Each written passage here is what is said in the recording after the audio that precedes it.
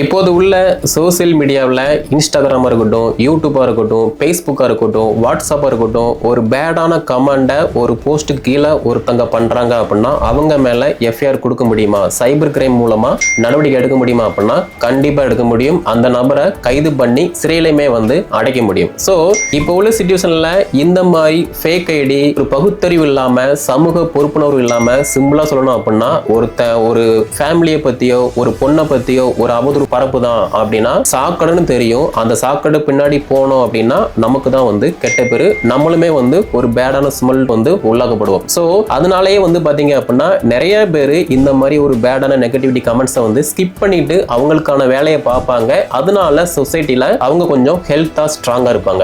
But bad comment போடுறவங்க பாத்தீங்கன்னா போட்டுட்டு தான் இருப்பாங்க. ஸோ லா படி பாத்தீங்க அப்படின்னா இந்த மாதிரி நெகட்டிவிட்டி கமெண்ட் போடுறவங்க, அசிங்கமா பண்றவங்களை பாத்தீங்கன்னா சட்டத்தின்படி நடவடிக்கை உட்படுத்தலாம். அதே மாதிரி பாத்தீங்கன்னா சிறையிலையுமே அடைக்க வாய்ப்பு இருக்கு.